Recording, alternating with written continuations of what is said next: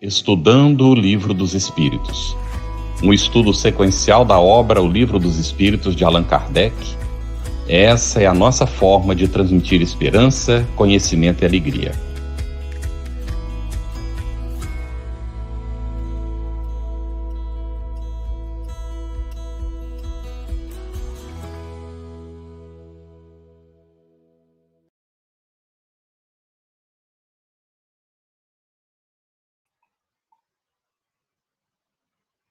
Este Estudando o Livro dos Espíritos, que tem hoje o início de seu primeiro programa. Nós damos as boas-vindas, esperamos que o programa atenda à sua expectativa de estudo, e nós apresentamos a nossa companheira de trabalho, né? Nós estaremos aqui levando o programa juntos, a Cristiane Drux, que é do Conselho Espírita do Estado do Rio de Janeiro. Ela é coordenadora da comunicação lá no CERJ e é trabalhadora espírita. Uma satisfação imensa, Cris, contar com você e estarmos juntos aqui nesse programa. Obrigada, Campete. Se nós estivéssemos no estúdio de telejornalismo, eu diria que você é meu companheiro de bancada. Companheiro de bancada, é um prazer muito grande estarmos aqui e eu quero apresentá-lo, né? Carlos Campete, diretor da FEB e coordenador nacional da área de estudo. Obrigado, Cris. Nós temos a intenção de fazer um estudo exaustivo do Livro dos Espíritos. Pretendemos examinar cada assunto que aí está proposto pelo codificador Allan Kardec, e o nosso formato será de entrevista. Vocês já viram, nós vamos ter hoje 3 entrevistados conosco, e as perguntas serão muito bem-vindas, especialmente as perguntas que tiverem relação com o assunto que estiver sendo tratado no programa.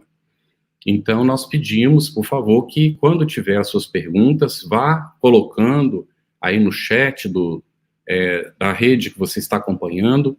As perguntas chegarão e serão priorizadas, naturalmente, aquelas que têm relação com o assunto que está sendo abordado. Pode haver perguntas que ficarão para depois, porque vai estar relacionada, de repente, com algum assunto que a gente vai tratar mais à frente. Está bem? Muito bom. E nesse grupo de trabalho de hoje, nós estamos tendo a honra de receber a Maria Eugênia Canto Cabral. Ela trabalha no Centro Espírita João Evangelista e colabora com a Federação Espírita do Estado de Santa Catarina, na coordenação da área mediúnica. É integrante da ONG Grupo Espírita Casa da Sopa, que lida com a população em situação de rua do centro de Fortaleza. Atua também como expositora espírita. Maria Eugênia, boa noite para você, minha amiga. Boa noite, Cristiane, boa noite, Carlos, e aos demais que dividem conosco a responsabilidade de levar de forma leve e fluida o estudo de O Livro dos Espíritos, que ora se inicia. Nós também estamos hoje com a participação do nosso querido Calcide Sarroris, com quem nós trabalhamos no ESD desde o comecinho, não é, desse projeto do ESD. Ele é coordenador dos estudos aprofundados da doutrina espírita da Federação Espírita do Estado de Goiás, da FEEGO. Muito bem-vindo, Calci, nosso abraço carinhoso a você, e que nós possamos aqui ter um bom trabalho juntos. Meu nobre amigo Carlos Campete, um prazer e uma alegria grande estar aqui com tanta gente boa, sem contar os que estão aí nos bastidores também. Então, o nosso abraço ao Romero, a Eugênia, a Cristiane e a você, meu amigo. E parabéns pela iniciativa. Mais do que nunca, o estudo do Livro dos Espíritos é essencial. Bom, nós vamos também apresentar o nosso companheiro Romero de Matos Esmeraldo, que é médico, cirurgião de transplante de órgãos e residente na belíssima cidade de Fortaleza, no Ceará. Ele participa do Centro Espírita Casa do Caminho e Grupo Espírita Meimei, em Fortaleza, E nós queremos te ouvir, Romero, para as boas-vindas aí iniciais. Boa noite a todos, os nossos ouvintes, a Cristiane, ao amigo Carlos, obrigado ao Calci pela saudação amiga Eugênia, conterrânea aqui de Fortaleza. A todos vocês, muito obrigado, é um prazer e uma honra participar de vocês, tentando discutir um pouco sobre o Livro dos Espíritos, essa obra magna que veio nos fazer uma diferença imensa na nossa evolução, tanto espiritual, quanto intelectual e moral. Então, muito boa noite, muito obrigado. Eu peço desculpas a Cris, porque no nosso roteirinho ficou só a sigla. O Romero também faz parte do Centro de Estudos, é o Centro Espírita Sem Fronteiras, não é? É um grupo totalmente virtual, que foi criado recentemente, e o Romero dá uma grande contribuição lá. E então nós vamos, nesse primeiro momento, ter uma apresentação do Livro dos Espíritos. Eu vou pedir a nossa querida Eugênia, por favor, para falar sobre a importância do Livro dos Espíritos. Pois não.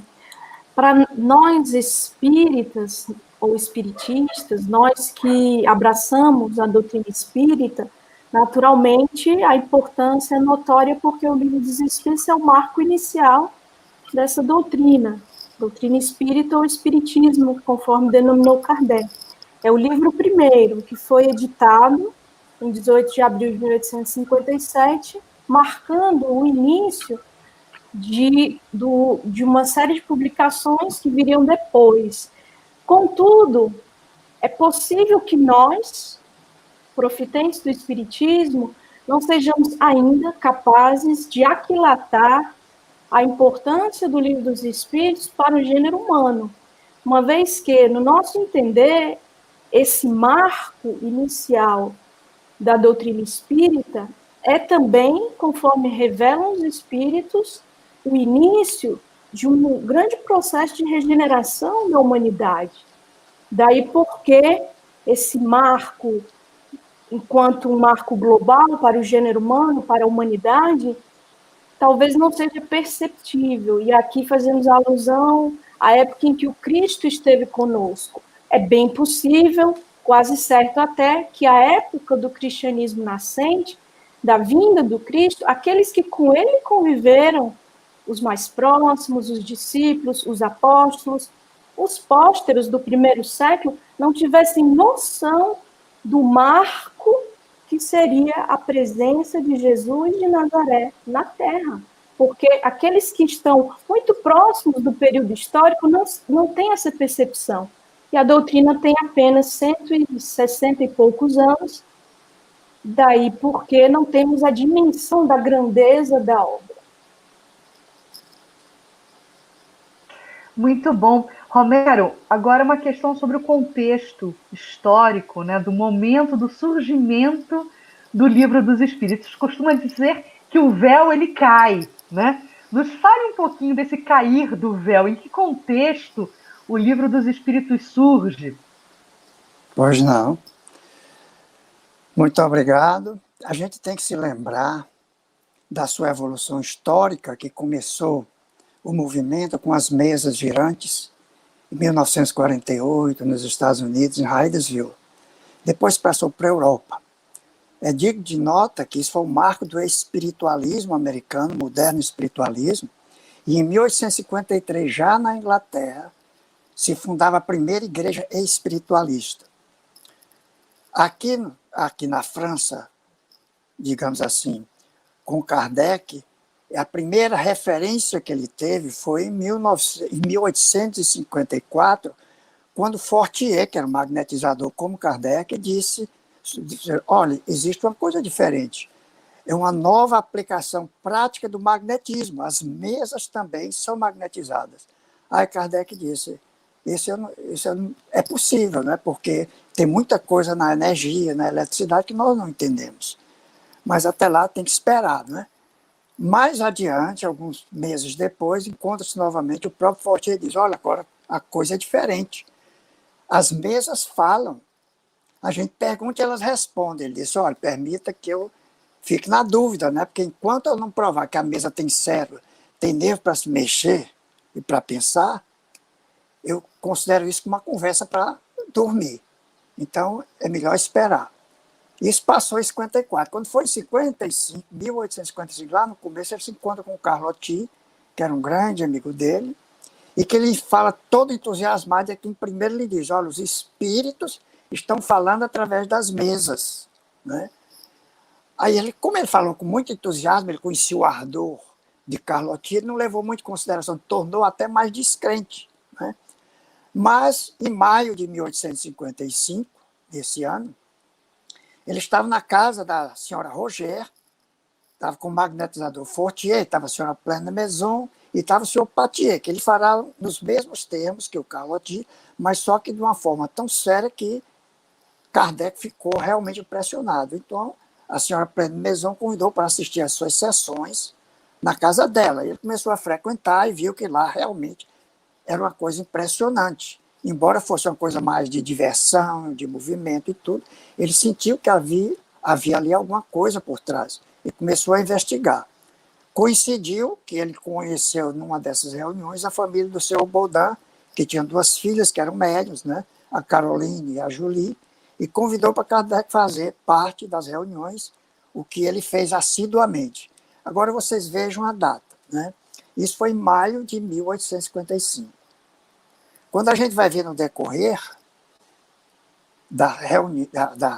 do desenvolvimento de Kardec, em janeiro de 1856, quer dizer, 8 meses depois, ele já está praticamente com a base do Livro dos Espíritos prontos.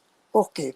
Porque a maioria das questões que ele viu ali na casa do senhor Baudin, ele ia de uma forma muito organizada, muito metódica, e que eram perguntas de filosofia e de coisas que ele tinha interesse, né, do futuro da humanidade e de outras coisas. Então, aquilo que de início era uma coisa de curiosidade, de diversão, passou a ser muito séria e passou a responder, aos espíritos passaram a responder com muita seriedade também. E toda essa anotação ele fez, compilou, ele avaliou, né, deduziu dos fatos, ele deduzia a causa, né, das consequências, ele varia a causa daqueles fatos, né, do método indutivo, e ele se organizou dessa maneira. Então, estava quase pronto, quando ele se encontra também e conhece o senhor Roustan, que também tinha na rua Tinquetone, ele também tinha as reuniões com a senhorita Jafé, que tinha 18 anos, era sonâmbula, uma médium sonâmbula, e ele começa a frequentar também os dois, né? Só que nessa reunião, tudo era com médiuns escreventes, com a cesta de bico, né? Ainda não era com a mão, né? Mas com respostas muito prontas e muito rápidas. Ele começa a colecionar. Não se diz quando foi, mas eu acredito que foi mais ou menos no início de 1856, que esse grupo que trabalhava com o senhor Roustan era um grupo que já vinha trabalhando desde 1851, que era o Fortier, que era o Didier, que era o Carlotti, que era o Victorien Sardou e o pai, e eles entregaram a ele 50 cadernos com todas as comunicações feitas principalmente através da senhorita Jafé, né? Então ele deu para o Kardec, que é uma obra imensa, que ele teria que fazer um trabalho imenso de compilar tudo isso, organizar e conseguir tirar alguma coisa daí. Ele foi vendo que realmente tudo isso estava se transformando num livro de doutrina, ele teve o interesse de publicar. Mas ele quis submeter esse livro ao controle dos espíritos e começou a ler algumas passagens nas sessões na casa do senhor Roustan. Então os espíritos atenderam, mas depois de algumas sessões os espíritos disseram, olha, é melhor, nós preferimos rever isso em particular, porque evita os comentários descabidos do público e as indiscrições. Então é melhor rever em particular com a senhora Jafé. Então ele deu os dias e as horas que ele poderia rever com ele, e assim ele fez. Quando foi em junho de 1855, estava quase pronto o livro, né? Em setembro, numa das comunicações, vários espíritos, ele estava lendo as leis morais, vários espíritos que estavam muito satisfeitos com ele, mas queria que ele ainda esperasse um pouco mais, né? E que esperasse que eles diriam quando estava pronto para publicar, né? teve uma comunicação do espírito Zéfiro, que foi quem lhe disse do seu passado espiritual, que era muito amigo dele, era discípulo de Allan Kardec, que era um druida, um sacerdote druida.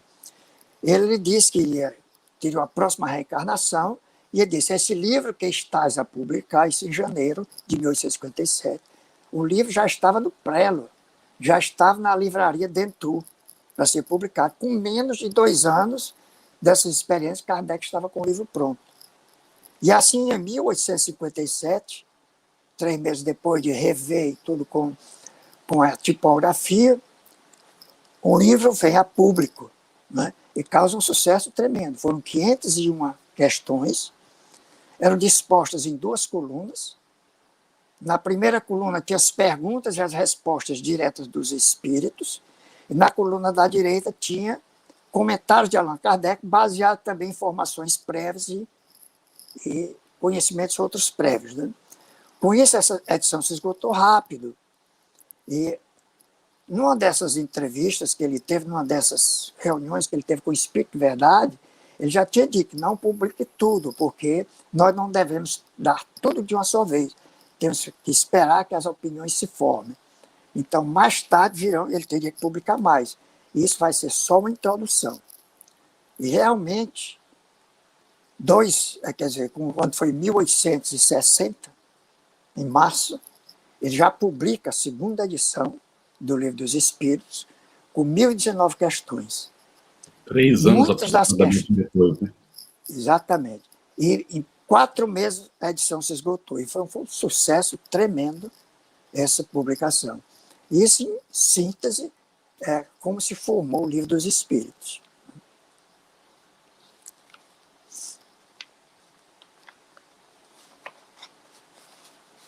Microfone fechado, Carlos. Pergunto se a Eugênia e Calci querem comentar alguma coisa dessa parte aí da... Sim, eu prestei muita atenção. O Romero é sempre muito didático, muito bom. O que me causa assim até um espanto, mais uma admiração muito maior, é onde todo mundo via diversão. Hippolyte Léon, Allan Kardec, viu a resposta que a humanidade busca. Quem sou, de onde venho, para onde vou. Por conta dessas perguntas, filósofos se desesperaram na antiguidade tentando achar essa resposta. Então, o que nos causa assim, uma admiração extraordinária é o homem Hippolyte Léon buscar ali onde todo mundo se divertia, achava bonitinho, a mesa virar para um lado, virar para o outro, ou responder batendo nas letras do alfabeto, responder as perguntas que todo mundo sabia, quantos anos eu tenho e tal, não sei o que mais, porque havia perguntas assim, desse nível, e Allan Kardec soube ver ali a resposta que a humanidade busca. Isso é fabuloso, né? Tudo aquilo que a humanidade e que o cristianismo, através de Jesus, prometera há 1855 anos antes. Não é? Muito bem. Esse. Ótimo, Calci. Eugênia, algum comentário? Eu gostaria de parabenizar o Romero por uma síntese tão rica, né? E destacar quando ele fala que o seu Carlotti foi quem deu conta a Kardec, que eram os espíritos que se comunicavam por meio da mesa. Porque Kardec, até então, ele não tinha presenciado nenhum fenômeno de mesa girante. E ele estava cético quanto à possibilidade das mesas responderem. Portanto, quando ele vai assistir o primeiro fenômeno na casa da senhora Pleine Maison, essa informação já havia sido aventada pelos espíritos para aqueles que já haviam presenciado. Então, não foi Kardec que lançou essa hipótese. Também não foi ele o primeiro a receber essa informação. Então, E assim como esse é um fato, em várias perguntas do Livro dos Espíritos que Kardec faz, ele não tem uma ideia preconcebida, às vezes ele imagina que seja algo e os Espíritos respondem em contradição ou em contraposição com aquilo que ele imagina ser, né? Aí atestando que não é um mero reflexo do pensamento daqueles que investigavam. Uhum.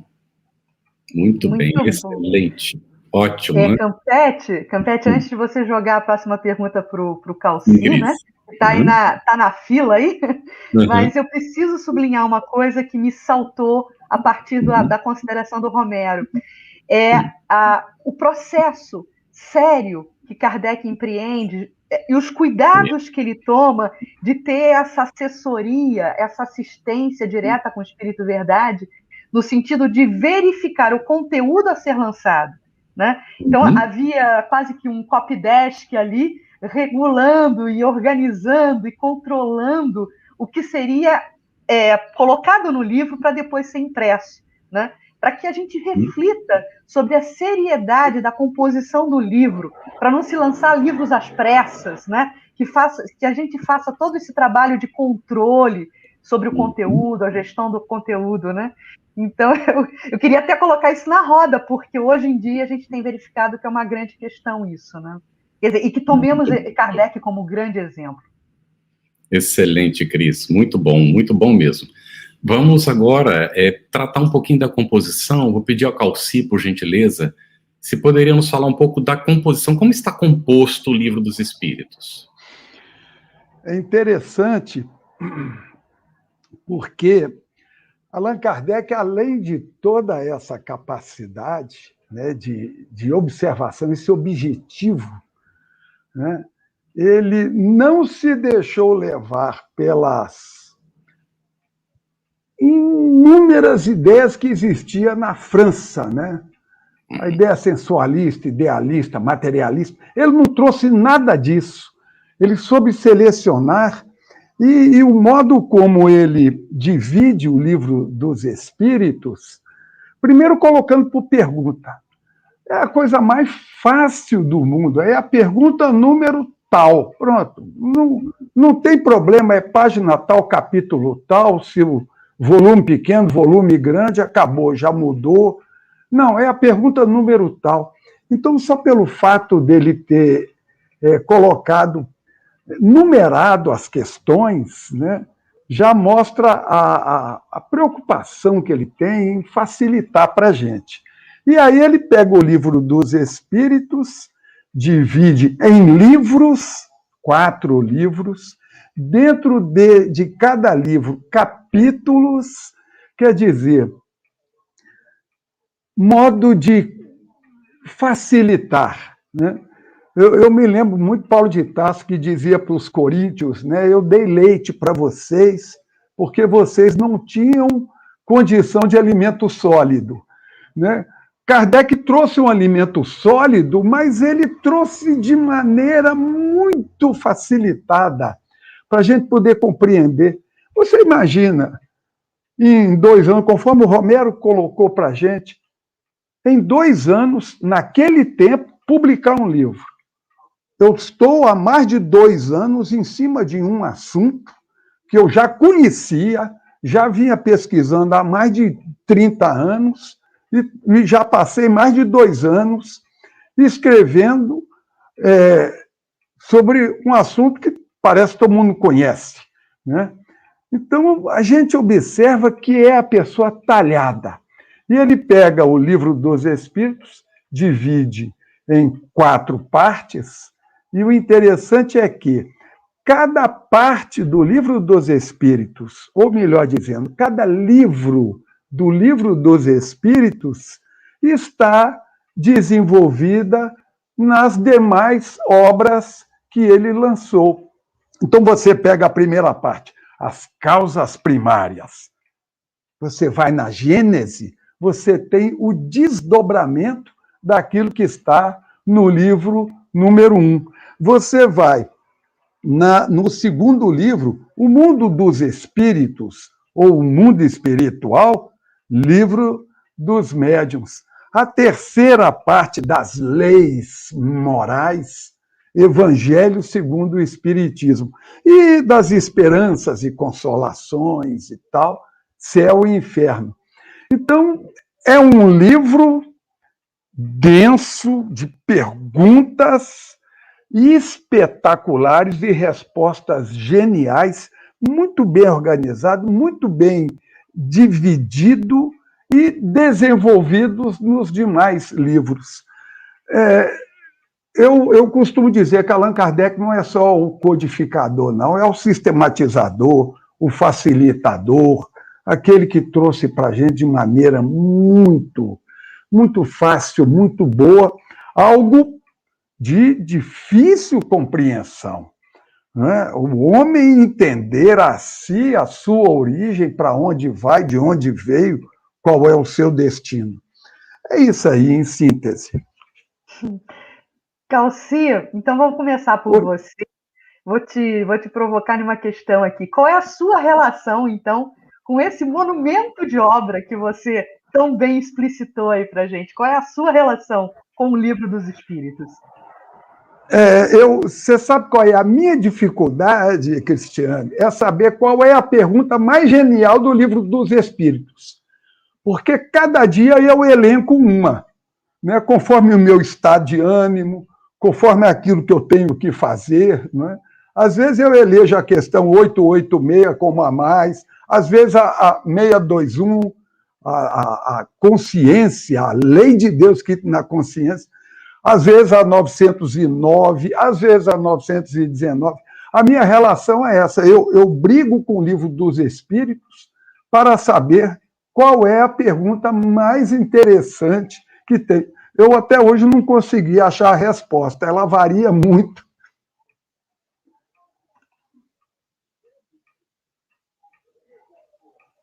Que bom. Eugênia, queremos te ouvir também. Depois, logo em seguida, Romero. Qual é a relação de vocês com o Livro dos Espíritos? Campete fala depois também. Eu tenho uma relação, em certo sentido, em alguma medida, afetiva com o Livro dos Espíritos, pelo seguinte: eu sou a única pessoa espírita na minha família, e eu achei um Livro dos Espíritos na estante do meu avô, que já está desencarnado, desde 1993, ali por volta do ano de 1992, 91, quando vim residir em Fortaleza. Meu avô tinha muitos livros, era um homem que gostava de ler. E eu achei esse livro ali, velhinho, esse livro era o que eu encontrei, é uma edição de 1957, eu não havia nascido ainda. Edição da LAC, Livraria Allan Kardec Editora, de comemorativa dos 100 anos da obra. Achei o livro, li e me encantei desde o início. E como disse, não sei o que esse livro estava fazendo ali. Possivelmente ele em algum momento da vida se interessou, mas não deu prosseguimento. Minha avó era médium, mas tinha medo de espírito e não não participava, continuou católica. Papai é pastor evangélico e minha mãe é católica. Minhas irmãs não são espíritas, e aí eu achei muito curioso esse livro parar nas minhas mãos. Essa primeira relação, né? Queria destacar, com relação ao que Calci coloca, que, para mim, a genialidade de Kardec ela é atestada também, é testemunhada pela qualidade das perguntas, porque é muito mais difícil indagar do que responder. Principalmente porque uma resposta qualquer pessoa pode dar, uma resposta sábia não. Mas aqueles que responderam podiam ser espíritos de um nível evolutivo não tão adiantado, podiam ser espíritos adiantados. Os adiantados sabem, respondem com segurança. Ele fez um trabalho também de triar essas respostas. Então, perguntar é difícil e triar as respostas também. Claro que ele foi muito bem assessorado, né? Mas eu diria que perguntar é muito mais difícil do que responder. Inclusive porque, quando se responde a questões, não sei também é uma resposta. Romero. Pois é, eu gostei dessas observações de vocês, que eu também me peguei muito com as questões. Eu acho que A doutrina foi formada em consequência das perguntas de Kardec. Perguntas magistrais com respostas sublimes. Quando, no centenário do Livro dos Espíritos, o Canuto Abreu lançou uma edição, a primeira edição do Livro dos Espíritos, traduzida, que ele traduziu, e ele fez também uma introdução de muitas páginas, não propriamente do livro, mas para comemorar esse fato, em que ele teceu uma história muito bonita sobre a formação do Livro dos Espíritos, de todos os médicos, quando eles começaram, mas depois que eu ia até repassar, mas eu vi que era fantasia dele. Ele fez como se fosse uma fantasia, mas baseado em fatos mesmo, que você disse, puxa, é verdade uma coisa isso que ele está dizendo. E ele disse que um dos médiuns, do espírito familiar da família Rustam, que era da Jafé, era o Javari, um espírito de nome Javari, que quando Kardec tinha feito uma das perguntas, ele disse, infelizmente, eu não tenho condições de responder. Eu vou atrás de outros espíritos, mais filósofos e cientistas, para responder a sua questão. Pode ter sido ou não verdade, o que é fato é que os espíritos que responderam foram espíritos muito elevados. Espíritos muito elevados que na nota 17 da primeira edição, que é lá atrás, ele diz que muitos desses espíritos ou viveram há muitos anos na Terra, ou viveram em outros planetas, em outros locais, ou viveram na Terra em tempos imemoráveis, que você não pode reclamar, mas todos eles eram superior e estavam em comunhão com todos os outros espíritos superiores da codificação, né? Isso é uma coisa muito importante. A relação comigo se dá mais ou menos como, eu citando aqui o Will Durant, eu leria alguns parágrafos dele, em que ele fala sobre as lições da história. E ele diz que à medida que a educação se dissemina, as teologias perdem crédito. As vidas e as ideias tornam-se progressivamente seculares, ignorando as explicações sobrenaturais e os medos. Você não tem mais medo, porque você já está mais culto. O código moral perde a aura e a força quando a sua origem humana é revelada e quando são retiradas a vigilância e as sanções divinas. Se não existe Deus, então vamos viver livremente. Na Grécia Antiga, os filósofos destruíram a fé antiga entre as classes educadas. Em muitas nações da Europa moderna, os filósofos conseguiram resultados semelhantes. Protágoras transformou-se em Voltaire, Diógenes em Rousseau, Demócrito em Hobbes, Platão em Kant e Epicuro em Diderot. O pensamento analítico dissolveu a religião que dava suporte ao código moral. Uma geração incontida rende-se à luxúria, à corrupção e uma inquieta desordem na família e na moral. Ou seja, estavam aplicando aquilo que Paulo disse, né? A nossa religião é vã, a nossa fé é vã. O Cristo não ressuscitou, então vamos comer, beber e farrear. Era isso que estava fazendo. Eu não estava nessa condição, mas devido ao conhecimento, a gente vai deixando de lado muitas coisas, deixa um pouco a religião de lado. E o Livro dos Espíritos, a doutrina espírita, me trouxe de volta o aspecto religioso, com muito mais intensidade, e eu que sempre achei que não tinha fé, eu achei que não fosse possível, como é que eu vou adquirir? Eu comecei a acreditar, e eu vi que essa crença que eu tinha, que é tão racional, que eu adquiri através do conhecimento, é uma fé raciocinada. E isso que o Livro dos Espíritos nos traz, né? E naquela época, quando Kardec lançou o Livro dos Espíritos, nós tínhamos o positivismo de Augusto Comte, tinha o racionalismo e o positivismo de Renan, que todos eles negavam a religião, não a religião propriamente, mas o transcendentalismo. Ele não acreditava nisso, porque o que valia era a ciência, né? A ciência e a filosofia iriam desbancar a fé. Esse era o sentido. E muitos já estavam realmente descrentes, né, quando o Livro dos Espíritos trouxe a fé para as pessoas educadas. E realmente as pessoas educadas foram que tomaram e recuperaram aquela fé. A ponto de se dizer, o Espiritismo é para quem tem educação, é para os ricos, é para a elite. Não é. Porque tem a consolação que é muito forte. E a consolação é para todos, né? Então a gente obtém um consolo, a gente obtém a fé e aprende a amar através do conhecimento espírita. E se você meditar em algumas perguntas relativas, você descobre muita coisa relacionada com a nossa vida atual. Muito bom, Romero. A Cris pediu para a gente também falar rapidamente aqui, não é?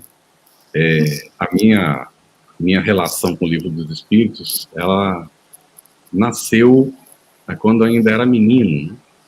Uma tia, quando tinha por volta de entre 9 e 10 anos, por aí, uma tia me apresentou ao Espiritismo. Então, meu pai espírita, mãe católica, e eu fui viver com ela durante um ano, e aí aprendi o que era o Evangelho no lar, ela me levou para evangelização, ela era evangelizadora, e me colocou nas mãos algumas obras de Kardec e também de André Luiz. E eu comecei, naquela época, a ler esses livros, não é? E então, quando voltei para minha terra, eu lia André Luiz, né? Pedi para minha mãe para a gente comprar os livros, lia alguma coisa de Kardec, ia lendo, né? Ia lendo. Eu comprei uma quantidade de livros lá, ia lendo. Mas jovem, não é? Descontraído dentro daquilo tudo. Mais ou menos pelos 14 anos, entre 14 e 15, veio um discípulo do Padre Quevedo na cidade onde eu morava. A cidade tinha 4.500 habitantes. A única família espírita era a nossa, não tinha mais nenhuma família espírita. E ele veio, era protestante, discípulo do Padre Quevedo, para dar um curso de parapsicologia, não é? Ele tinha que ter trocado o nome para dizer curso de combate ao espiritismo, não é? Ficaria mais próprio o nome. E ele fez um combate do espiritismo em 3 dias, não é? Ele pegou o Livro dos Médiuns, abriu um certo momento e foi lendo e dizia, meu Deus, esse eu não tinha lido ainda, né? Nossa, mas será que Kardec escreveu isso? Eu pensava, né? Que barafunda é essa? Esse Kardec não deve ser doido, porque não tem impossível que um homem escreva isso, né? Quando ele leu aquilo na frente da gente ali, e tal, e eu fiquei, não é, naqueles 3 dias dizendo, meu Deus do céu, esse espiritismo é bastante confuso. E aí meu pai chegou de viagem bem no dia que terminou, não é, o curso. Eu estava tão assim, jovem, né, imposo. Eu disse para o meu pai, papai, eu não sei se eu vou ser espírita, não, sabe? Aí ele olhou para mim assim, ele se preparou para falar alguma coisa, né? Mas eu, impetuoso, não deixei ele falar, disse assim, mas antes de tomar decisão, eu vou ler a obra toda de Kardec, que eu não li ainda. Aí ele disse assim, faça isso, meu filho. E aí eu fui para o Livro dos Espíritos. E no Livro dos Espíritos eu me tornei espírita por convicção. Muito obrigado, discípulo de Quevedo, você me ajudou muito. E ajudou muita gente na cidade que não tinha ouvido falar do espiritismo ainda, a ouvir, e mais tarde surgiu um centro espírita na cidade. Por favor, combata o espiritismo. Muito bom. E história bastante ilustrativa, né, Campetti? Os antagonistas nos auxiliam, né? Isso, Os e você, a sua antagonistas nos relação com auxiliam. isso? Olha, e diante da... Eu, Livro dos Espíritos, o que é isso? Eu não conheço. Agora, eu conheço uma vinha com uvas muito saborosas. E nesse momento, eu quero entrar nessa vinha isso aí. E convido a todos a fazerem essa imersão na vinha junto com a gente. Vamos abrir o nosso Livro dos Espíritos, né? Já que estamos aqui em uma sala virtual de estudo, viu? E vamos convidá-los a todos a lerem conosco, né? Na íntegra, que a gente vai tentar fazer isso ainda dentro do tempo do programa, os prolegômenos, que é uma parte importantíssima do Livro dos Espíritos, né?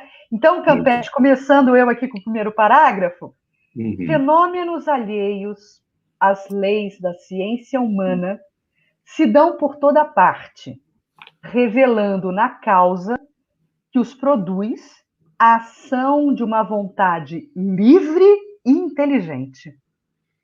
A razão diz que um efeito inteligente há de ter como causa uma força inteligente, E os fatos hão provado que essa força é capaz de entrar em comunicação com os homens por meio de sinais materiais. Interrogada acerca da sua natureza, essa força declarou pertencer ao mundo dos seres espirituais, que se despojaram do invólucro corporal do homem. Assim é que foi revelada a doutrina dos espíritos. As comunicações entre o mundo espírita e o mundo corpóreo estão na ordem natural das coisas e não constituem fato sobrenatural. Tanto que de tais comunicações se acham vestígios entre todos os povos e em todas as épocas. Hoje se generalizam e tornaram patentes a todos. Os espíritos anunciam que chegaram os tempos marcados pela providência para uma manifestação universal e que, sendo eles os ministros de Deus e os agentes da sua vontade, têm por missão instruir e esclarecer os homens, abrindo uma nova era para a regeneração da humanidade. Estamos lendo os Prolegômenos. Este livro é o repositório de seus ensinos. Foi escrito por ordem mediante ditado de espíritos superiores para estabelecer os fundamentos de uma filosofia racional, isenta dos preconceitos do espírito de sistema. Nada contém que não seja a expressão do pensamento deles e que não tenha sido por eles examinado. Só a ordem e a distribuição metodológica das matérias, assim como as notas e a forma de algumas partes da redação, constituem obra daquele que recebeu a missão de os publicar. Em O Número dos Espíritos, que concorreram, aliás, para a execução desta obra, muitos se contam que viveram em épocas diversas na Terra, onde pregaram e praticaram a virtude e a sabedoria. Outros, pelos seus nomes, não pertencem a nenhuma personagem cuja lembrança a história guarde, mas cuja elevação é atestada pela pureza de seus ensinamentos e pela união em que se acham com os que usam de nomes venerados. Eis em que termos nos deram por escrito e por muitos médiuns a missão de escrever este livro. Ocupa-te cheio de zelo e perseverança do trabalho que empreendeste com o nosso concurso, pois esse trabalho é nosso. Nele pusemos as bases de um novo edifício que se eleva e que um dia há de reunir todos os homens no mesmo sentimento de amor e caridade. Eu não posso deixar de exultar com esse atestado aqui. Mas, antes de o divulgares, revelo-emos juntos, a fim de lhe verificarmos todas as minúcias. Olha o que Romero falou ainda há pouco para a gente, né, dessa revisão minuciosa. E aqui segue os prolegômenos. Estaremos contigo sempre que o pedires, para te ajudarmos nos teus trabalhos, até nova ordem. Quando chegar o momento de os publicares, nós te diremos. Enquanto esperas, medita sobre eles, a fim de estares pronto quando te dissermos. Eu estou aqui no parágrafo, não sei se eu pulei algum, mas entre os ensinos que te são dados, alguns há que deves guardar para ti somente, até a nova ordem. Então, Campetti já leu esse, eu pulei aqui, mas vamos a outra recomendação aqui, dos espíritos para Allan Kardec, parágrafo seguinte. Porás no cabeçalho do livro a cepa, e aí o Campetti já mostrou para a gente, né, a ilustração da cepa, e te desenhamos, olha lá, porque é o emblema do trabalho do Criador. Aí se acham reunidos todos os princípios materiais que melhor podem representar o corpo e o espírito. O corpo é a cepa, o espírito é o licor, a alma ou o espírito ligado à matéria é o bago. O homem que tem ciência, o espírito pelo trabalho e, virando aqui a página, e sabes que só mediante o trabalho do corpo o espírito adquire conhecimentos. E aí vem uma recomendação: não te deixes desanimar pela crítica. Encontrarás contraditores encarniçados, existem até hoje, sobretudo entre os que têm interesses nos abusos. Encontrá-los-ás mesmo entre os espíritos, por isso que os que ainda não estão completamente desmaterializados procuram frequentemente semear a dúvida por malícia ou ignorância. Prossegue sempre, crê em Deus e caminha com confiança. Aqui estaremos para te amparar e vem próximo o tempo em que a verdade brilhará por todos os lados. A vaidade de certos homens que julgam saber tudo e tudo querem explicar a seu modo, dará nascimento a opiniões dissidentes. Mas todos os que tiverem em vista o grande princípio de Jesus se confundirão num só sentimento, o de amor do bem, e se unirão por um laço fraterno que prenderá o mundo inteiro. Estes deixarão de lado as miseráveis questões de palavras para só se ocuparem com o que é essencial. E a doutrina será sempre a mesma, quanto ao fundo, para todos os que receberem comunicações de espíritos superiores. Com a perseverança é que chegarás a colher os frutos de teus trabalhos. O prazer que experimentarás vendo a doutrina propagar-se e bem compreendida será uma recompensa cujo valor integral conhecerás, talvez mais no futuro do que no presente. Não te inquietes, pois, com os espinhos e as pedras que os incrédulos ou os maus acumularão no teu caminho. Conserva a confiança, com ela chegarás ao fim e merecerás ser sempre ajudado.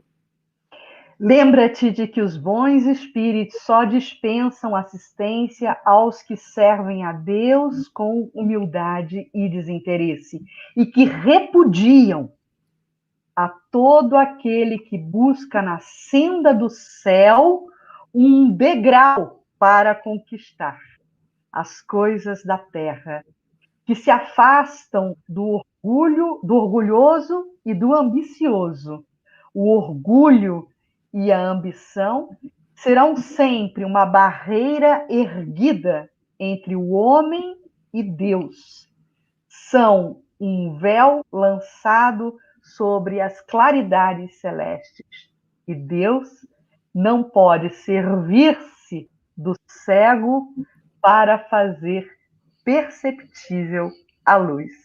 É tão impressionante, não é? Assinatura, então, de São João Evangelista, Santo Agostinho, São Vicente de Paulo, São Luís, o Espírito de Verdade, Sócrates, Platão, Fénelon, Franklin, Swedenborg, etc., etc. É muito bom. Bom, tendo lido, né, tendo sido lido os prolegômenos, vamos continuar aqui aproveitando a expertise dos nossos debatedores, dos nossos expositores. Então, eu vou pedir ao Carlos agora que comente rapidamente o item 2º da introdução do Livro dos Espíritos e logo em sequência ele vai dar dinâmica aí à nossa conversa. Carlos, então, por gentileza, comenta para a gente, comenta para a gente a introdução, o item 1, né, da introdução do Livro dos Espíritos, e depois passa para os nossos convidados. Tá bem. Cris, antes de entrar aqui, eu gostaria que, se pudessem comentar um pouquinho sobre os prolegômenos, rapidamente, pode ser? Bem rápido, tá? um comentário breve, assim, sobre os prolegômenos. Podemos começar com a Eugênia, bem rapidinho. Sim, pois não. Dos prolegômenos, primeiro, o prolegômeno significa introdução a uma ciência ou doutrina, né? Que é um nome que pode assustar no primeiro momento. Mas chama-me a atenção 2 pontos específicos. Ele é belo, ele é belíssimo. O ponto que Cris destacou aí, se emocionou, também realço, não é? Porque é uma mensagem eivada de esperança. A mim chama a atenção 2 pontos. Quando esses espíritos de escola dizem a Kardec, o homem quintessencia o espírito pelo trabalho. E tu sabes que somente pelo trabalho do corpo é que o espírito adquire conhecimentos. Então, essa quintessência, né, os antigos acreditavam que havia apenas 4 essências formadoras de tudo na Grécia Antiga: terra, água, fogo e ar. E essa quintessência seria algo que transcende a tudo. Então, quintessência aqui está no sentido de tornar o espírito mais rarefeito, que vai além daquilo que está simplesmente no mundo das formas. Então, é por meio do trabalho que isso se dá. A evolução é por meio do trabalho. E o trabalho no nosso nível, aqui num planeta como o nosso. O segundo ponto que eu queria destacar ligeiramente é essa mensagem final. Pelo que conheço de Kardec, através das obras que ele lançou, que são dos espíritos, nós podemos perceber, inclusive nesses prolegômenos que ele diz, ele não cita o nome dele em nenhum momento, ele disse aquele a quem coube a tarefa de publicar. Então, ele denota uma humildade genuína, inclusive desconfiava da missão que a ele foi confiada e que os espíritos superiores aí atestam nesses prolegômenos. Mas ainda assim, os espíritos superiores o lembram de que os bons espíritos assistem somente aqueles que buscam a Deus com humildade e desinteresse. E repudiam a todo aquele que busque, no caminho para o céu, um degrau para as coisas da terra. Que eles se afastam do orgulhoso e do ambicioso. Porque o orgulho e a ambição são um véu lançado sobre as claridades celestes, e Deus não pode ser servido cego para fazer perceptível a luz. Então eu fico imaginando que essa mensagem possivelmente era para os pósteros. Assim como Jesus trouxe uma mensagem atemporal, que não era apenas para aqueles que o escutavam mormente no Sermão do Monte, ele se refere diretamente aos discípulos, mas a mensagem, ela é atemporal, ela é para todos nós. Eu tenho para mim que é possível que os espíritos superiores tenham legado esse final dos prolegômenos pensando em nós, aqueles que abraçaríamos o espiritismo e que necessitaríamos, quiçá, dessa advertência.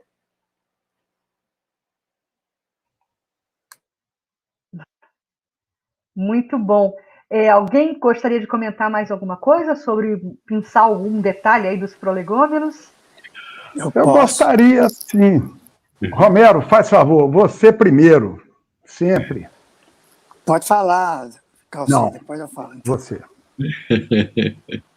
Então, muito bem. Eu queria destacar só 2 pontos principais. Tudo é muito bonito, realmente, a Eugênia já explicou bem, mas eu vejo isso aqui muito atual, um dos penúltimos parágrafos. A vaidade de certos homens que julgam saber tudo e tudo querem explicar a seu modo, dará nascimento a opiniões dissidentes. Essa vaidade está presente em nós, espíritas, também. E nós temos que ter cuidado com essa dissidência por questões de palavras, que isso é muito comum também, a gente ainda se apegar a questões simples de palavras. Então, essa é uma advertência. E esse penúltimo parágrafo, esses 2 últimos parágrafos não constam na primeira edição, não é? Nem os nomes desses espíritos. E consta em nota diferente e acrescenta o nome de Napoleão I como sendo um dos espíritos que estavam participando dessa nota, né? Mas o que eu achei muito bonito, e isso eu vejo, por exemplo, que eu acho linda essa cepa, que é muito bem desenhada, tudo reflete o trabalho do Cristo. E essa cepa é o próprio Cristo. Ele diz em João, eu sou a videira, eu sou a verdadeira videira. E meu pai é o agricultor. E todo ramo que em mim não produz fruto será cortado. Muita gente diz, outro dia se falando em uma das reuniões, se diz, para depurar nós temos que ser como o alambique, é igual como o alambique você vai depurando. Aí eu disse, eu prefiro mais o cadinho. O cadinho eu acho mais cruel. Realmente o cadinho, você acrisola, você pode purificar-se. Mas aqui ele está dando o trabalho do Criador. Essa cepa reflete o trabalho do Criador. O bago, como ele diz aqui, é a alma ligada ao corpo. O bago, cada uva é um bago. É a alma ligada ao corpo. Né? Quando você quintessencia, através da fermentação, você dá o licor. O corpo é essa cepa aqui, esse ramo. Todo ele é o corpo. Né? Então você quintessencia, libera o espírito através do trabalho do corpo, né? Das suas tarefas. Só isso mesmo. Muito bom. Calci. Bacana. Tem uma frase aqui nos prolegômenos que, para mim, ressalta bem. As comunicações entre o mundo espiritual e o mundo corporal fazem parte da natureza das coisas e não constituem nenhum fato sobrenatural. A doutrina espírita veio resgatar aquilo que Jesus revelou, porque Jesus provou a existência e a comunicação dos espíritos em diversas ocasiões. Você pega a transfiguração, o companheiro quiser abrir o Evangelho de Mateus, no capítulo 17, você vai encontrar lá a transfiguração de Jesus, a materialização de dois espíritos, Moisés, aquele que havia proibido conversar com os espíritos, estava ali, trazido por Jesus, e Elias, que foi um grande profeta. Ou seja, Jesus provou para os discípulos estupefatos a existência dos espíritos, a comunicação dos espíritos. E não só aí, mas também depois, quando ele ressurge, origem da palavra ressurreição, ressurgimento, a aparição, quando ele aparece após a crucificação e depois no fenômeno mediúnico e espetacular que é chamado de a festa do Pentecostes. Nós tínhamos que olhar para os fenômenos mediúnicos não com a gravidade ou com o temor. É isso que a doutrina espírita veio fazer. E se ela nos prepara para o tempo da regeneração, é porque no mundo regenerado, vossos filhos e filhas profetizarão. Vossos jovens terão visões e vossos velhos sonharão, conforme a profecia de Joel. Então, a doutrina espírita veio mostrar a naturalidade que há entre a conversa de dois espíritos, um no estado sólido, outro no estado gasoso. Ou seja, um encarnado, o outro desencarnado, mas é tudo espírito conversando. Essa frase é que me ressalta aqui nos prolegômenos. Riquíssimo, não é? Cada item desses dos prolegômenos, por isso nós fizemos questão, não é, Cris, de ler, e não temos intenções de ler outras partes do Livro dos Espíritos, por isso nós pedimos aos que nos estão acompanhando que leiam, não é? O Livro dos Espíritos. Se já estão fazendo isso, que aproveitem a oportunidade para reler. Por exemplo, olha só a pergunta que nós temos do Diogo Cordeiro. Como ler de forma correta este livro? Eugênia, o que você recomendaria? Olha, no meu entender, não há um modo engessado de ler, né? Claro que se você deseja estudar o livro, Diogo, o ideal é que comece como nós estamos fazendo aqui, começar do começo, lemos o Prolegômenos, que está disposto na obra depois da introdução, mas porque ele traz um resumo já do que seja a doutrina dos espíritos. A introdução vai explorar de forma mais profunda o método que Kardec utilizou, vai trazer resposta a detratores, uma série de questões pré-consecução da obra. Não é? Então, ler os prolegômenos é um excelente começo. Depois você pode ler a introdução, que é essa sequência que foi escolhida aqui, e ir na sequência tranquilamente, caso queira um estudo aprofundado. Mas, se não, se você quer apenas se assenhorear de algo que ali há, você pode procurar por temas do seu interesse. Vai ao sumário e elege algum tema. Por exemplo, há muitos temas palpitantes. Anjo da guarda, existe, não existe? É a mesma coisa que espírito familiar. O anjo da guarda se afasta do seu protegido, pode tutelar mais de um protegido. Bênçãos e maldições existem. Alguém pode amaldiçoar alguém, né? Eu cresci ouvindo minha mãe dizer que praga de mãe pega, né? Uma maldição de mãe pega, cuidado. Então, existe isso. Alguém pode amaldiçoar alguém. Nós podemos aliciar os espíritos para fazer a nossa vontade? Qual a repercussão disso? Então, tem muitos assuntos interessantes. Assuntos que englobam um espectro vasto do conhecimento humano. Desde a pergunta primeira, que é Deus, até essas investigações profundas das causas, não é? Da nossa capacidade de compreender Deus ou não, se há limitação para o conhecimento humano, a origem do universo, não é? Dos planetas, quando e como a Terra foi criada, tem perguntas aí para todos os gostos. Se você se interessa por ciência, você vai gostar dessa primeira parte que Calci citou aí, porque ali nós vamos encontrar Deus, elementos gerais do universo, criação, princípio vital, todos os assuntos que estão muito intimamente ligados à ciência.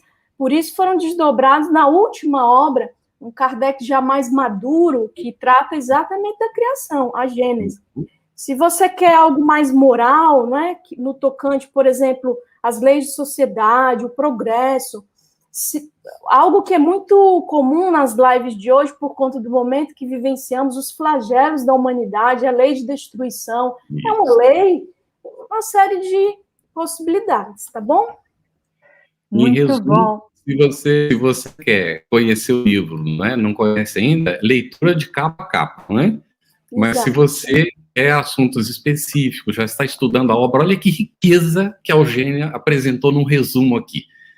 A pessoa que não leu ainda ou não travou contato, fica com uma ideia, a visão da amplitude disso, não é? Tá maravilha. Cris, você tem aí a pergunta do Ciro? Tenho sim. Em virtude, até quero comentar isso, Campete, a gente vai adiar para o nosso próximo encontro a introdução do Livro dos Espíritos, itens 1 e 2, porque o chat, como diz no popular, está bombando e a gente está adorando tudo isso. Então, vamos levantar aqui a pergunta do Ciro Caleb. Ele coloca o seguinte, viu, Romero? Gostaria que você respondesse ao Ciro. Para além da existência dos espíritos e da possibilidade de comunicação com o mundo corpóreo, existem outras diferenças entre espiritualismo e espiritismo? Existe sim. E essa introdução, logo o item 1, trata disso, né? Que Kardec fez questão de filologia. Vamos definir termos para que não se faça muita confusão. O que é espiritualismo? A pessoa espiritualista é todo aquele que acredita que existe algo além do corpo físico. Quando morrer, ele persiste. Uma alma é imortal. Esse é espiritualista. O fato dele acreditar nisso não é necessariamente que ele vai acreditar nos espíritos. Tem deles que não sabem nem o que é. Tudo para ele é alma. Né? Ou que eles se comunicam, às vezes não aceitam. Agora, quando Kardec definiu espírita e espiritismo, tem uma série de princípios que a gente deve observar, né? Que é comum a muitos espiritualistas. Por isso que ele diz que é uma filosofia espiritualista, que de uma maneira geral é espiritualista, mas de uma maneira particular ela é muito especial. ela acredita na existência de Deus, inteligência suprema, acredita na comunicação dos espíritos, na imortalidade do espírito, nas múltiplas existências. Nós já vivemos muitas vezes, vamos ver muitas outras, porque é através dessas existências que nós nos depuramos, na comunicabilidade dos espíritos. Esses são os principais. Aí depois tem as leis espirituais, são muitas, né? Mas o espiritualismo também, que é uma religião em si, o próprio espiritualismo americano quis se diferenciar e denominou-se de moderno espiritualismo, ou neo-espiritualismo. Eles acreditam nos espíritos, acreditam em Deus, na imortalidade do espírito e na comunicabilidade dos espíritos.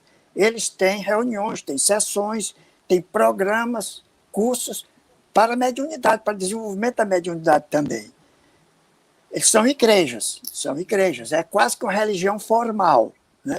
Mas, de uma maneira geral, pelo menos a Associação Nacional das Igrejas Espiritualistas Americanas não acredita em reencarnação, né? Mas tem 9 princípios que aceita desde 1899 e não está incluída a reencarnação. O 10º princípio, que foi incluída depois de 1999, por comunicação de um espírito, acredita na reencarnação. Mas isso é uma igreja. É a união dos espiritualistas da luz do Cristo. É uma igreja espiritualista. Então, eles acreditam em reencarnação, né, porque os fatos científicos comprovam. Aí eles citam Ian Stevenson, Brian Weiss, Elizabeth Clare Prophet, com seu livro A Reencarnação, e muitos outros que tratam disso. Então, normalmente, os espiritualistas, eles fazem reuniões mediúnicas, às vezes até reunião de desobsessão, nem sempre com esse nome, mas eles não acreditam que haja reencarnação, porque uma vez que você está aqui, você se aperfeiçoa depois que morre no mundo espiritual, é quando você progride sempre, sem precisar voltar. Esse é o conceito dele, mas o espiritismo sabe que nós precisamos voltar à vida corpórea para refazer a nossa trilha mal feita. Obrigado, Romero. O Francisco Tarcísio de Siqueira colocou: me lembro que consta aí que o espiritismo sempre existiu e deixa, em meu entendimento, que tudo que já aconteceu no mundo, como ensinamento sobre a existência de Deus, é orientado pelo espiritismo, tal como temos agora a partir de Kardec. O que me faz entender o espiritismo como lei natural.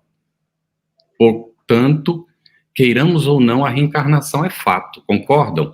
Concordamos, não precisamos nem, né? Já está muito bem colocado pelo nosso amigo Francisco Tarcísio, é isso mesmo. A reencarnação é lei da natureza, não tem o que discutir, não é? Muito bom. E nós temos uma pergunta aqui para ti, Calci. Nós podemos dizer que o Espírito de verdade é Jesus? Que belíssima pergunta. Eu vou espigaçar o companheiro aí. Vou pedir para ele abrir o Evangelho segundo o Espiritismo, no capítulo 6, tem uma mensagem fabulosa. Cristo Consolador. Venho como outrora aos filhos transviados de Israel. Quem é que consegue falar isso? Qual é a única pessoa no planeta que pode falar isso? Venho como outrora aos transviados filhos de Israel. Acontece que essa mensagem, no final, está escrito Espírito da Verdade. Muito bem. Abre lá o Livro dos Médiuns, capítulo 31, a 9ª mensagem. Você vai encontrar uma mensagem assim: venho como outrora aos transviados filhos. A mesma mensagem do Evangelho. Só que no Livro dos Espíritos, só que no Livro dos Médiuns está escrito lá no final, Jesus de Nazaré. Então a gente pode dizer, mas nem sempre o Espírito que se apresenta como o Espírito da Verdade é o próprio Jesus, mas alguém que fala em nome dele. É por isso que Emmanuel, na obra O Consolador, nos fala que o Espírito da Verdade é o conjunto de espíritos que falam em nome do Cristo. Ele é a pedra de sustentação, o cabeça, Jesus, mas há outros que, em nome dele, se apresentam, muitas das vezes, com o nome de Espírito da Verdade. Então, é em nome dele que esse Espírito se apresenta, em nome dele, Jesus, que esse Espírito se apresenta com o nome de Espírito da Verdade. Muito bom, Calci. Olha, eu gostaria de colocar uma questão aqui bastante interessante e instigante na roda. Gostaria de ouvir os três aí, porque temos um tempinho ainda para responder. É do Adélcio Lages. Ele coloca assim: queridos, vocês consideram que o mundo progrediu e o livro dos espíritos precisa ser atualizado ou ele é sempre atual? Eugênia, começa. Olha, eu acho que o livro dos Espíritos é sempre atual, e Kardec foi aquele que escreveu na sua obra derradeira, a Gênese, que o Espiritismo não tem a pretensão de ter dito a última palavra sobre o que quer que seja, nem mesmo sobre aquilo que é da sua competência, que aguarda os avanços futuros. Então, ele anda acompanhando a ciência e o que virá. Enquanto marco de uma doutrina nascente, ele estará sempre atual. Inclusive, ele foi vanguarda em muitos aspectos. Antes que os grandes gênios da física moderna, que teve um boom a partir de 1900 com Max Planck, né, os iniciadores, por exemplo, da mecânica quântica, eles estavam reencarnando, Einstein reencarnou, salvo engano, em 1856 e 1857. Então, eles estavam reencarnando quando o Livro dos Espíritos veio a lume. E o Livro dos Espíritos antevê muitas dessas descobertas. Claro que não com a terminologia específica da área, mas o grande avanço, né, que inclusive nos possibilita estarmos aqui interagindo, cada um nos seus lares, é conquista de uma ciência que já foi pronunciada em alguma medida no Livro dos Espíritos. Então, não acho que ele vai se desatualizar, acho que ele é, de fato, um marco divisor na história humana, mas que essa dimensão nós não conseguimos aquilatar enquanto muito próximos do período histórico em que a obra nasceu. Né? Segundo século estamos vivendo do nascimento do Livro dos Espíritos. Então, geralmente, essa coletividade do primeiro, do segundo, terceiro século, quando vem algo de grandioso, não consegue perceber toda a dimensão da grandeza. Volto a dizer, o Cristo, à sua época, era taxado de louco, foi crucificado. E a sua mensagem, hoje, 2000 anos depois, mais de 2000 anos depois, irradia como nunca. Então, nós só vamos aquilatar o valor dessa obra, de fato, daqui a séculos. Romero. Muito bem, Eugênia. Gostei. Não, não está desatualizada. Porque é a verdade. É a verdade que nos trouxe. É uma verdade que está de acordo com a nossa capacidade de entendimento. E para fazer um trocadilho, para falar a verdade, nós ainda não conseguimos digerir totalmente o Livro dos Espíritos. Se você pega as leis morais, que deu parte do Evangelho, né? O conhecimento de si mesmo, o combate ao egoísmo e à vaidade, é o Evangelho puro, é a mensagem de Jesus. Então, os tempos passarão, mas as palavras dele não passarão. Obras subsidiárias, como a de André Luiz, ainda não conseguem ser decifradas adequadamente. Como, por exemplo, a Evolução em Dois Mundos tem aspectos belíssimos, mas que a ciência, em muitos casos, ainda está confirmando. Não é que a ciência vai querer confirmar André Luiz, não. É que os fatos que surgem mostram que André Luiz estava com razão. Né? Então, eu não acho que há necessidade, porque a base é muito sólida. Não é nem uma casa construída sobre a rocha, é um castelo construído sobre rochas. E aquele sobre quem ela cair será esmagado. A mesma coisa porque os ensinamentos de Jesus são pedras angulares. Calci. Há duas coisas que a gente precisa separar bem: a ideia e a palavra. A palavra precisa mudar, porque farsear, ninguém sabe mais o que é isso, né? Vós podeis, ninguém usa mais segunda pessoa do plural. Então, nós já vemos algumas, eu tenho aqui, esta aqui, comemorativa dos 150 anos, está numa linguagem mais atualizada. Então, as palavras, sim, adaptando ao modo de se falar. Ok. A ideia, sim, no dia que alguém trouxer uma ideia que derrube. Até agora, a única coisa que a ciência fez foi comprovar pluralidade, reencarnação, existência de Deus, lei de causa e efeito, e vai por aí afora. Então, é preciso separar ideia e palavra, né, para poder verificar essa questão. Atualizar só para atualizar, para botar o nome lá de quem atualizou, não é nada útil, né, a não ser que traga algo que atualize em termos de vocabulário só. A ideia, a gente tem que esperar alguém trazer uma ideia diferente e que efetivamente pode ser revista. E quando faça isso, Calci, pode escrever outro livro, não precisa revisar o livro de outro autor, não é? Muito bem.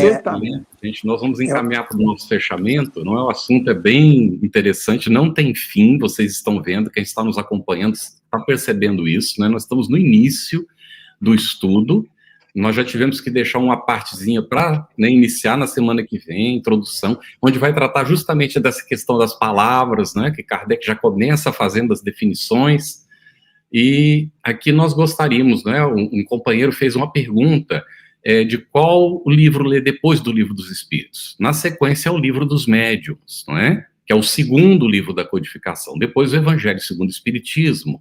Aí nós vamos para o Céu e Inferno e finalmente a Gênese. Foi nessa ordem que Allan Kardec codificou. O que não dispensa, naturalmente, a leitura da obra toda kardeciana, porque tem 12 volumes só da Revista Espírita, que merece ser conhecido também.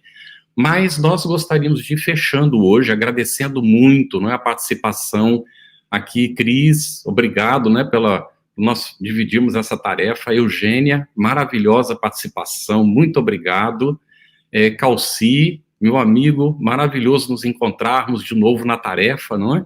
Uma maravilha. E Romero, nosso agradecimento também, não é, por esses momentos em que nós fomos bebendo, né, nessas explicações da história e do nosso espiritismo. E eu gostaria de deixar destacado para as pessoas que estão perguntando, inclusive, não é? O programa vai ser realizado, sim, toda segunda-feira, está bem nesse mesmo horário. O estudo que nós estamos terminando agora, ele estará disponível também em podcast, no canal da FEB, no Spotify e nas demais plataformas de áudio streaming. Então, quem quiser ver, não é, que não viu ou quiser rever, vai poder acessar. Os nossos encontros são semanais, então eles ficarão sempre gravados e disponíveis gratuitamente. Divulgue, compartilhe para aqueles que não puderam assistir ao vivo e convide outras pessoas a estar conosco. Nós estamos aqui fazendo um trabalho para que seja realmente aproveitado pelas pessoas. Se você tem dúvidas acerca do Espiritismo ou gostaria de ficar atento à programação do nosso estudo, acesse o nosso Telegram, @estudo_LE_FebTV. E se você deseja encontrar todo o conteúdo do Estudando o Livro dos Espíritos em um só lugar, acesse o site www.febtv.com.br/estudo-LE. Aí você encontra, né, tudo que vai ficando gravado, vai sendo colocado ali. Lá você vai encontrar as perguntas respondidas também do Telegram, os encontros, os materiais de estudo, podcast e muito mais. Vai haver bibliografia também sugerida lá para quem deseja estudar mais. Seja agora você também um padrinho, não é? Um contribuidor da FEB TV. Ajude a manter este e outros estudos no ar acessando febtv.com.br. Agradecemos muito a sua atenção, as palavras carinhosas que nós vimos no chat, né, as palavras de incentivo. Muito obrigado, esteja conosco, envie suas perguntas e vamos continuar estudando o Livro dos Espíritos. Isso é só o começo. Então, palavras de despedida, por favor, Eugênia. Gostaria de agradecer o Carlos, a Cristiane, a FEB, a equipe da área de estudos da FEB pela iniciativa, dizer da importância dessa iniciativa e agradecer também por dividir momentos agradáveis e ricos com Calci e Romero. Desejar muita paz e muita luz para todos que nos assistem. Calci, por gentileza. Obrigado, Eugênio. Uma alegria, um prazer grande, viu? Estar com vocês, com a Cristiane, Carlos, Eugênia e o Romero. E tantos companheiros da FEB que quando eu vejo um deles, eu sempre me emociono, porque me lembra um tempo muito bonito em que eu vivi em Brasília e tive a honra e a alegria de trabalhar junto com esses amigos. São pessoas exercem um grande trabalho de dedicação. Então, parabéns a todos e principalmente ao companheiro que está nos assistindo, querendo aprender o Livro dos Espíritos. Muita paz. Romero, por favor. Muito obrigado a todos. Eu só tenho palavras de agradecimento. Um prazer conhecer a Cris, ter uma convivência com a Eugênia, com o Calci, que se souberam expressar e se exprimir tão bem. Ao Carlos, um gentleman, um mestre da palavra. É sempre bom ouvi-lo, é sempre bom estar com vocês estudando uma obra tão magnífica quanto esta. Muito obrigado também pela assistência, pelo carinho de todos aqueles que nos assistem. Uma boa noite. Obrigado, Romero. Muito obrigado, Romero. Cristiane, é contigo o finalzinho. Tá bom. Quero manifestar minha alegria, salientar a força integradora desse continente invisível que é a internet, que nos propicia essa oportunidade de estudarmos aqui de forma harmônica, de forma facilitada, entre amigos, e aí fica fácil e gostoso estudar. Agradecer ao público, a todos os internautas que estão acompanhando, e já sublinhar isso. Temos um encontro marcado na próxima segunda-feira, às 8 da noite. Até lá! Obrigado, Cris. O nosso agradecimento à equipe da FEB TV e à equipe maravilhosa da área de estudo do Espiritismo que está nos bastidores dando suporte para essa atividade. Nós temos a Iracema trabalhando conosco, nós temos também a Gidelma trabalhando conosco, a Ana Olga e um grupo imenso de trabalhadores que estarão dando suporte aqui a essa atividade. Então, nosso abraço fraterno, carinhoso e virtual para todos vocês. Muito obrigado. Estudando o Livro dos Espíritos. Um estudo sequencial da obra O Livro dos Espíritos de Allan Kardec. Essa é a nossa forma de transmitir esperança, conhecimento e alegria.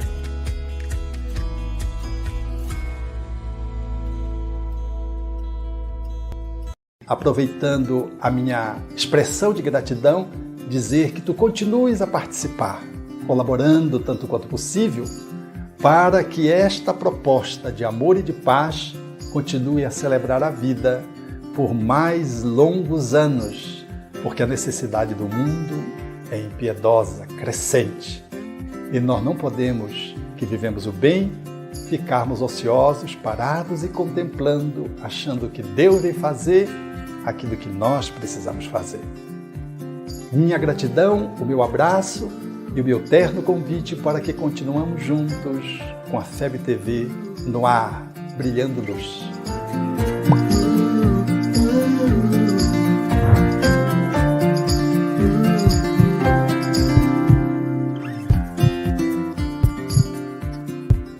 Conheça a Federação Espírita Brasileira, que busca mostrar quem ela é, o trabalho realizado por meio desta instituição centenária, trazendo você para dentro da nossa casa. Como surgiu a Federação Espírita Brasileira? De Augusto Elias, o seu fundador, aos dias de hoje, o que ocorreu? Quem foram e quem são os vultos que fizeram e fazem parte desta história? Qual a relação de nomes como Chico Xavier, Bezerra de Menezes, Ivone Pereira com esta instituição? Qual a sua missão? Como ela atua na formação do homem de bem? Apresentaremos a Federação Espírita Brasileira em formato dinâmico com vídeos, depoimentos, postagens históricas, áudios. Conheça e faça parte desta família.